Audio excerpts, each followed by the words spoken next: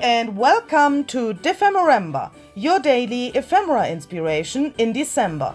My name is Luisa Heinzel, and in collaboration with 49 Dragonflies, I'm showing you fun and easy ways to make your own junk journal ephemera. On the prompt list, there's wax and tea bag label for today. So I've decided that I want to make something like a book page ephemera that I later on can use in my junk journal as it is, or I can glue it as a pocket or a tuck spot or something like that, or even as a flip out.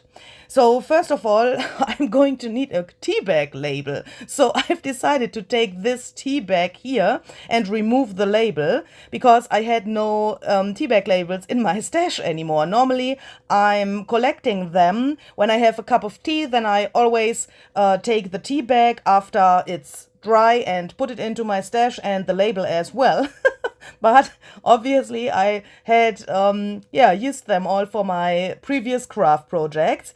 And when I thought about today's project, I thought, why not using this tea bag itself as well? I mean, I have it here, why not using it? So I've just taken out the most of the tea. I've tried to left a little bit of this tea inside of the tea bag.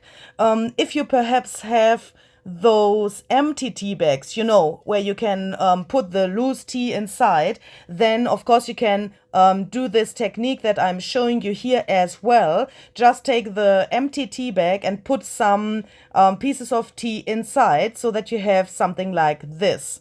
I've decided to turn that around because I have this, this flatter, more beautiful surface on the top now. And then I've decided to spritz some water because I wanted to have some marks of the tea later on my project. I've used cold water, and I think that was the reason why this thing worked not as I wanted. So as you can see, there are really light marks of this red elements of the tea, but it's not so extremely, it's not so much.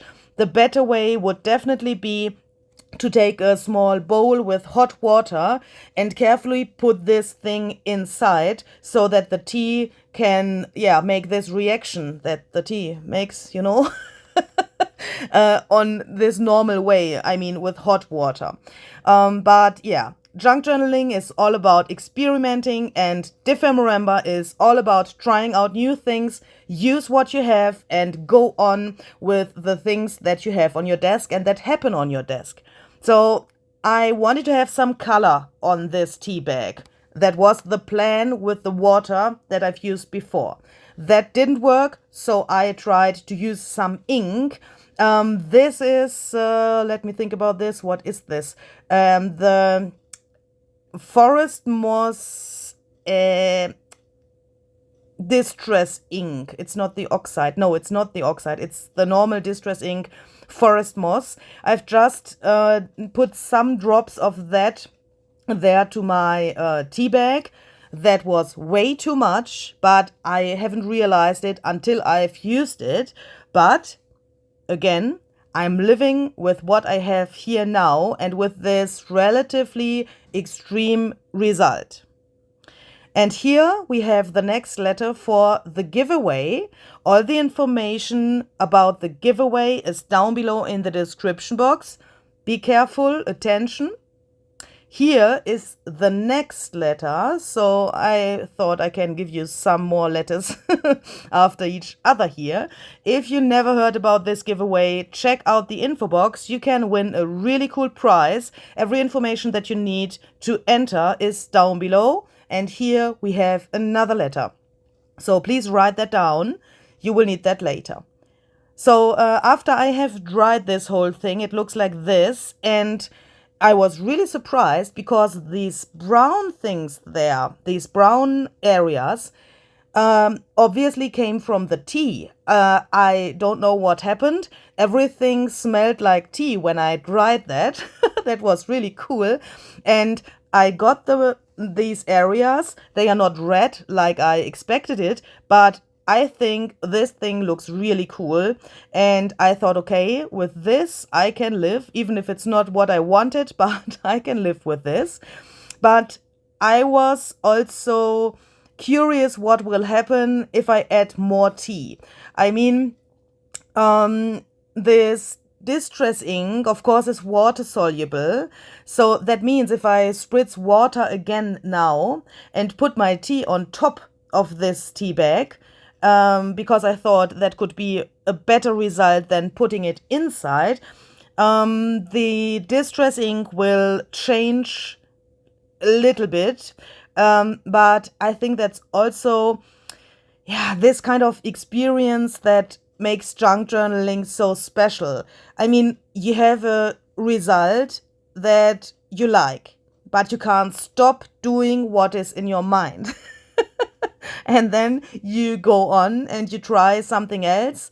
Perhaps later on you like it better, or you don't like it anymore, but you have this experience and the joy of playing around with different mediums. And that's really important for me. So now I also tried to crumble this tea bag a little bit up. You can see it's really wet, and I tried to get a really extreme look, because I know when I dry my normal tea bags, I get this really cool distressed look when the tea bag is dry. When I have crumbled it up, it's way more extreme. These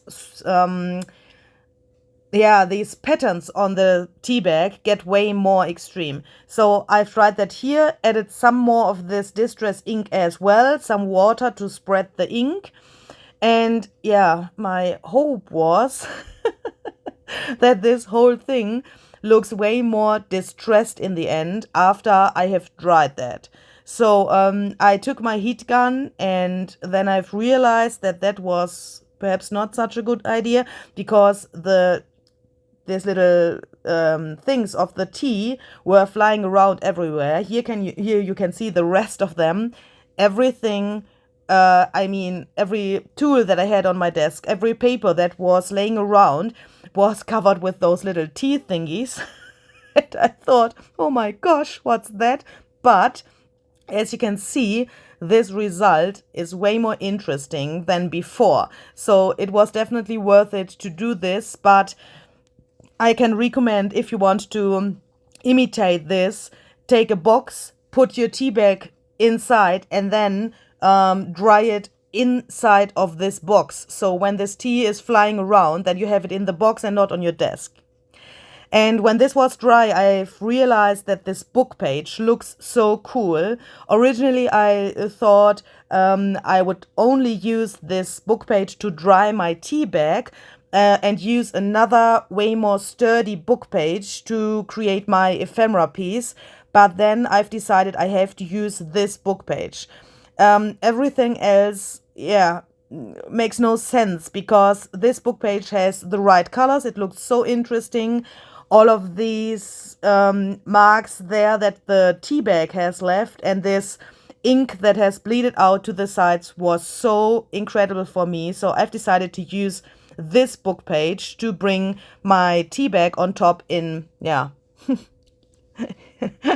don't know, in a position that I like. And as you can see, I'm struggling around a little bit, because I had a problem to cover parts of this pattern that I had on my book page. So I thought, where can I put this tea bag so that it doesn't destroy my background? That was not so easy.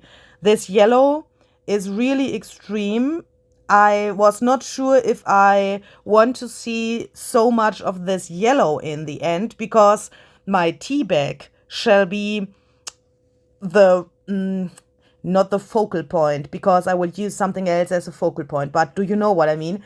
This layer that's directly on top of the background shall be the most interesting thing to look at, and not this yellow bam thingy in the background itself, on this book page. So I've decided that I want to make this tea bag a little bit more interesting So I stamped some random things here to my tea bag. I've used a waterproof ink, so that's the StazOn Jet Black ink, because until this stage I didn't know if I want to use wet mediums later. So if you don't know that, use a waterproof ink so that you don't get any problems in the next steps. And also with gluing, of course, it could be a problem if you use a water-soluble ink, because the tea bag is so thin, and when you now glue that with a bookbinders glue, for example, I'm using bookbinders glue here, Mod Podge would also be really great to glue this, then you could get problems that your ink from the stamping is bleeding and not staying there where it shall stay. In the next step, I've added some watercolor in gold. I think if you follow this DEPHEMEREMBER series, I don't have to say anything why I'm using gold splatters on my projects. I mean, this is not only really elegant, and I really like this combination of this vintage brown colors in combination with this gold, but this is also a collaboration with 49 Dragonflies. Hi, Barbara. And we were in really close contact during the preparing for this collaboration. And of course, I'm watching every video on her channel, and yeah, she's using so many gold splatters that I one day fall in love with that. And she was so kind, and I think I have to mention this here because this is a thing that I have not mentioned in this series in the previous videos. So I said to her the other day, a few months ago, that I like her golden splatters, and that I'm not able to make such splatters because I have not the right paint for that, and obviously not the right brush. And she was so kind that she has sent me some golden watercolors, her favorite watercolors, and such a special brush that I can make my splatters. And I'm so happy, Barbara. Thank you again for this gift. I think since that day, my skills about splattering have grown a lot. Okay, so let's come to the prompt of this day here. The prompt list says tea bag label. So this ephemera piece needs a tea bag label. We have this tea bag. I've decided to use that, but of course we need the label itself. This label from my tea bag here is really ugly. This red wouldn't fit to my project, so I've decided that I want to make an own tea bag label, and I've used this original label as some kind of a template. I've just glued that to a neutral paper, to the back side of this neutral paper, and then I'm just cutting around. I think this is the most easiest job you can have to make your own tea bag labels. I think it would also be a great idea to don't glue it and just cut around it or trace this shape of the tea bag label with a pen, for example, and then you can make more than one at the same time. So I haven't thought about that while I have recorded this video. You know this. The camera is on and my brain turns off. So it would definitely have been better to not glue this and just cut more than one of these labels to have some in my stash. But yeah, you can take this idea. When I make this fail, it's a good thing for you because you can now take this idea and make more than one for yourself. So I've also cut all these little details there. There are those little triangles, really tiny, but I think that's essential for such a tea bag label so that you can recognize it as this label. This has this vintage pattern on top now. It's not this red color anymore. It's not only one color, and I wanted to have this recognizable as a tea bag label. So I have distressed this a little bit to make it match the rest of my project. I've used some Distress Oxide ink. If you don't have that, you can also use watercolor, or you can dip it into coffee or tea or whatever. And now I'm poking a hole exactly there where the hole on the original tea bag label was, and I'm taking this original thread from my tea bag and I'm trying to get it through there exactly in the way it was there before. So if you want to do that, remember how it was attached. But of course you can also put it through there and do it like you want it and like you like it, and especially in a way that it can stay there and that it don't falls apart. So after I have figured out how I can make this, I have tried to find a position for this tea bag label. I mean, this has to be something like a focal point on top of this tea bag. So I've decided that I want to make this, I don't know this in English. I don't know if you can say it's the rule of three, but look at the tea bag, the position of the tea bag, it's more to the right. I mean, on the third of this book page, when you divide it in when you divide this width of the book page, it's on the third on the right side. Does that make sense?